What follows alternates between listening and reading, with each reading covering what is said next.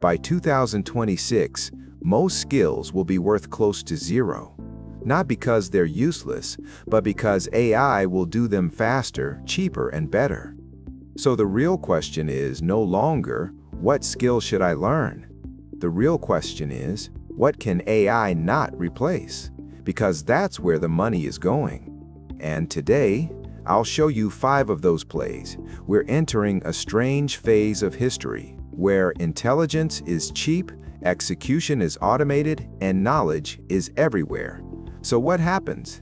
Everything becomes commoditized. Design, cheap. Writing, cheap. Coding, getting cheaper every month. So if everything is becoming replaceable, where does value move? Think about this. If AI can give you perfect answers, why do people still hire consultants? If AI can write a speech, why do leaders still hire coaches? If AI can generate content, why do some creators still dominate? Because people don't pay for information. They pay for trust, clarity, positioning, emotion. And those things are not easily automated. Here's the shift. AI is not killing opportunity. It's compressing average opportunity and expanding elite leverage. So instead of competing with AI, you build on top of it, and you move into areas where human judgment matters, context matters, emotion matters. The 5 human moats in the AI era. 1. Trust, consulting layer. AI has knowledge, but it doesn't have reputation, relationships, real-world scars. That's why trust becomes currency.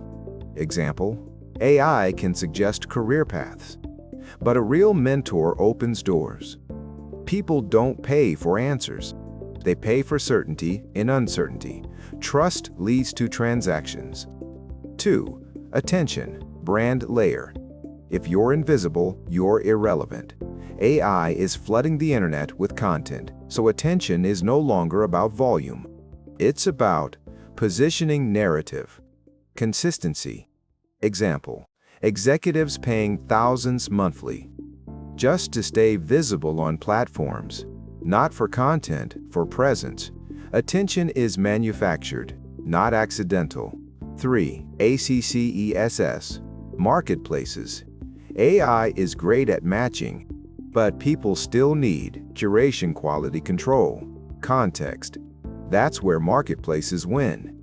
Example, fractional executives, curated talent networks, high-trust communities. You're not selling a service, you're controlling who gets access to what. 4. Arbitrage, hidden value. AI makes it easier to spot undervalued products, undervalued businesses, undervalued attention, and flip them. Example, buying underperforming websites, optimizing them with AI, scaling revenue. This is leverage.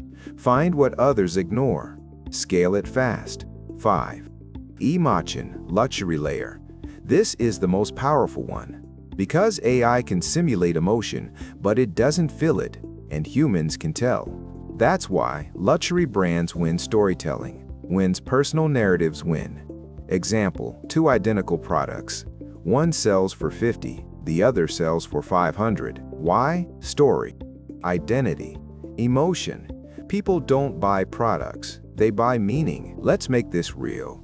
These are actual plays you can build. AI-enhanced career coaching, executive brand building, podcast booking agencies, fractional talent platforms, website flipping with AI high-end, storytelling services. Notice something? None of these rely on AI alone. They combine AI speed plus human depth. So, what should you actually do? Simple. Ask yourself 3 questions. Where can I build trust? Where can I control attention? Where can I add human judgment on top of AI? Then, don't try to outcompete AI. Position yourself where AI needs you. Most people will use AI to survive. A few will use it to dominate. The difference? They won't chase skills. They'll build leverage. Because in a world where everything is cheap, the only things that matter are trust, attention, access insight, emotion, and those are still human. If you understand this early, you don't just adapt, you win.